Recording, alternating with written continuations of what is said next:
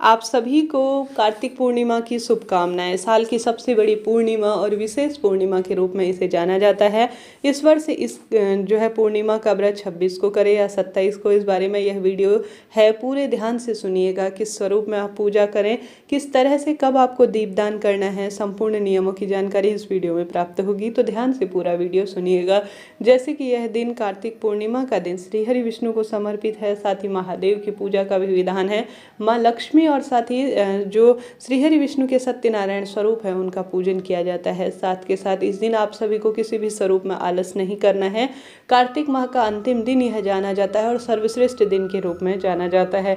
कोई भी व्यक्ति जो साल भर में कुछ भी विशेष, कार्तिक माह में खास तौर पर विशेष नियम नहीं ले पाया है, कुछ भी विशेष दान जैसे दीप दान का हो गया, स्नान, ध्यान, पूजा पाठ, तुलसी माता के विशेष पूजन, पीपल वृक्ष के विशेष पूजन का जो नियम है वह नहीं ले पाया है, तो किसी कारण से इस दिन कुछ विशेष करने का प्रयत्न करें। उन संपूर्ण दिनों का परिपूर्ण रूप से लाभ उठाने का प्रयत्न करें। सबसे पहले इस दिन कोशिश करें, कार्तिक पूर्णिमा जो कि पवित्र नदी में स्नान करने का दिन माना जाता है। मत्स्य अवतार में श्रीहरि विष्णु जल में वास करते हैं, ऐसी मान्यता है। तो ऐसे में आप सभी आवश्यक रूप से ब्रह्म मुहूर्त में इस दिन, वैसे गंगा स्नान का महत्व है, ऐसा न कर सके तो गंगा जल मिश्रित जल से स्नान करें। सबसे पहले आप सभी इस तरह से अपने दिन की शुरुआत कर ले। स्टेप बाय स्टेप संपूर्ण जानकारी दूँ उससे पहले आप सभी को समय बता दूं कि आपको कब जो है पूर्णिमा का व्रत करना है। तो सबसे पहले ध्यान से सुनिए, कार्तिक पूर्णिमा 26 नवंबर 2023 को 5:53 से शुरू हो जा रही है, जो कि अगले दिन 27 नवंबर दोपहर 2:45 के आसपास तक जो है समाप्त होगी। तो दोनों दिन में जो है पूर्णिमा तिथि व्याप्त है। ऐसे में दोनों दिन में जो है आप सभी किसी एक दिन में पूर्णिमा का व्रत कर सकते हैं, परंतु उदया तिथि के अनुसार ज़्यादा श्रेष्ठ रहेगा। अगर मुझसे पूछेंगे और जिस दिन मैं व्रत रखूंगी, जो मैंने पंचांग में देखा वह 27 नवंबर का हो रहा है, क्योंकि ऐसा शास्त्र विधान कहता है कि उदया तिथि के अनुसार कार्तिक पूर्णिमा का व्रत करना ज़्यादा श्रेष्ठ माना जाता है। हर एक पूर्णिमा में यही बात लागू होती है। तो 27 नवंबर को अगर आप सभी कार्तिक पूर्णिमा का व्रत करते हैं, स्नान, ध्यान, दीपदान करते हैं तो ज़्यादा श्रेष्ठ रहेगा। हालांकि जो दीपदान है, जो देव दिवाली है, वह 26 को मनाई जा रही है काशी, बनारस और अयोध्या इत्यादि के क्षेत्रों में। इसका कारण यह है कि शाम को जो है पूर्णिमा तिथि व्याप्त होनी चाहिए, जिस कारण से जैसे कि 26 नवंबर को 3:53 से आप सभी को पूर्णिमा तिथि मिल जा रही है। तो देव दिवाली तो 26 नवंबर को की जाएगी। जो दीपदान इत्यादि भी होगा वह संपूर्ण रूप से, हालांकि आप दोनों दिन कर सकते हैं, परंतु देव दिवाली के निमित्त जो उपाय, पूजा पाठ और जो दीपदान होंगे वह 26 नवंबर को किए जाएंगे। कार्तिक पूर्णिमा के निमित्त जो दीपदान, पूजा पाठ इत्यादि किए जाएंगे वह 27 को करना ज़्यादा श्रेष्ठ रहेगा। आप अपने क्षेत्र के अनुसार पूछ लीजिएगा, परंतु पंचांग में पूर्ण रूप से यही वर्णित हो रहा है कि 27 नवंबर को पूर्णिमा का व्रत करना ज़्यादा श्रेष्ठ रहेगा, शुभ रहेगा। और साथ के साथ आप सभी 26 नवंबर को भी कर सकते हैं, ऐसी कोई दिक्कत की बात नहीं है। ज़्यादा श्रेष्ठ फलों की प्राप्ति के लिए 27 नवंबर को करें। देव दिवाली जो है 26 नवंबर को मनाई जाएगी। ऐसे में भगवान जी की पूजा पाठ इत्यादि इस दिन विशेष तौर पर जो कार्तिक पूर्णिमा सत्यनारायण भगवान जी की पूजा का शुभ मुहूर्त हो रहा है ना, वह सुबह के समय 9:30 से 10:49 के आसपास हम सभी को प्राप्त हो रहा है।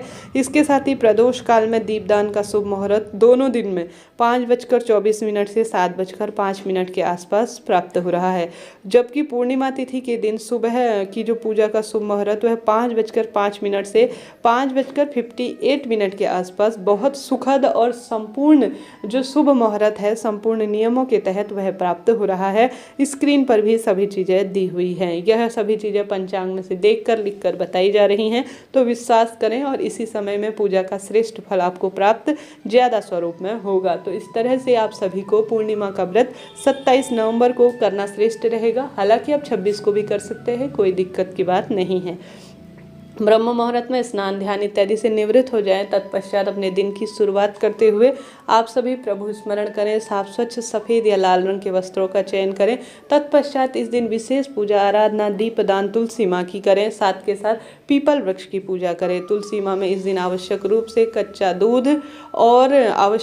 कच्चा दूध समर्पित करने के बाद हल्दी, कुमकुम, रोली, चंदन इत्यादि इस दिन विशेष रूप से आप सभी समर्पित करें। साथ के साथ आप पीपल वृक्ष का भी विशेष पूजन करें, क्योंकि इस दिन सोमवार हो रहा है और सोमवती पूर्णिमा के रूप में इसे जाना जाएगा।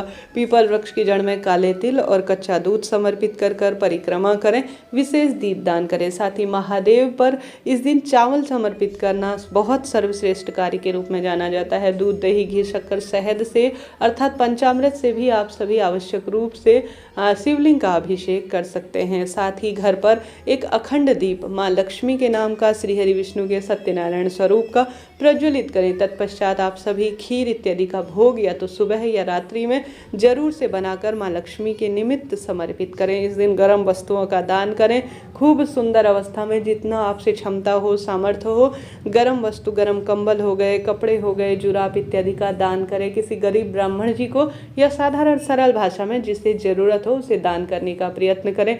इस दिन खूब दीप दान करें। जितना आपसे हो 365 बाती का दीप दान कर सकते हैं, 108 की संख्या में दीप दान कर सकते हैं। इच्छा आपकी है। महादेव और श्री हरि विष्णु की बहुत सुंदर कथाओं का श्रवण करें, सत्यनारायण भगवान की कथा का श्रवण करें और खूब सुंदर तरीके से सभी देवी देवताओं का पूजन अर्चन करने का प्रयत्न करें। शाम को जब चंद्र देवता 7:35 के आसपास आप सभी को दर्शन दे, तब कच्चा दूध, काले तिल और सफ़ेद फूल और कुछ मीठा डालकर एक तांबे का या स्टील का जैसा भी आपके पास लोटा हो, उससे चंद्र देवता को अर्घ्य दे। ओम सोम सोमाय नमः या ओम चंद्रदेवाय नमः कहते हुए आप सभी को चंद्र देवता को अर्घ्य देना चाहिए। पूर्णिमा का व्रत सर्वश्रेष्ठ व्रतों में जाना जाता है।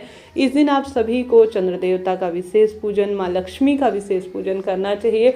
महादेव और श्री हरि विष्णु की पूजा करने से और पीपल वृक्ष और तुलसी माँ का भी विशेष पूजन अर्चन करने से भाग्य खुल जाता है और दुख दरिद्रता का नाश होता है। साधारण सरल तरीके से इस दिन आप नमः शिवाय, ओम या श्री शिवाय नमस्तुभ्यम या ओम नमो भगवते वासुदेवाय महामंत्र किसी भी सरल मंत्र की एक माला का जाप करते हैं तो शुभ ही शुभ माना जाता है। इस दिन शुभ समय में, शुभ श्रेष्ठ समय में सरल सा कार्य करें। स्नान, ध्यान, दीपदान, पूजा पाठ इत्यादि करने का कुछ विशेष प्रयत्न करें। जो कार्तिक माह में नहीं कर पाए हैं वह करने का इस दिन प्रयत्न करें, ताकि संपूर्ण रूप से आपको पूजा पाठ का फल प्राप्त हो। साथ के साथ एक समय का भोजन, आप कुछ भी विशेष नहीं कर पाते हैं ना, तो कोई दिक्कत की बात नहीं है। आप सभी विशेष तौर पर इस दिन विशेष तौर पर एक समय का भोजन सूखे स्वरूप में ब्राह्मण जी को दान करें, कुछ दक्षिणा उसमें रख दें। साथ के साथ कुछ गर्म वस्तु, ज़्यादा नहीं कर पाते हैं, एक जोड़ी जुराब ही सही या एक जोड़ी कुछ भी आपसे जो बन पाए आपसे दान करने का प्रयत्न करें। जो कार्तिक स्नान, ध्यान, दीपदान इत्यादि कर रहे हैं नियमित रूप से, वह इस दिन अपने व्रत का अर्थात कार्तिक माह के व्रतों का उद्यापन भी करेंगे। यह उद्यापन आप 27 नवंबर को ही करेंगे, ज़्यादा श्रेष्ठ माना जाएगा। ठीक है, 26 को नहीं करेंगे, 27 को आप सभी उद्यापन करेंगे, इस बात का ध्यान रखें। इस तरह से यह संपूर्ण पूजा विधि, उपाय, नियम मैंने बताने का प्रयत्न किया। प्रयत्न करें, कुछ ना कुछ इस दिन सर्वश्रेष्ठ करने का भाग्य प्रबल होगा और संपूर्ण फलों की प्राप्ति होगी। आप विशेष कार्तिक पूर्णिमा से अगर नया व्रत शुरू करना चाहते हैं ना, तो भी कर सकते हैं। अति उत्तम इसे माना जाएगा। हर हर महादेव। जय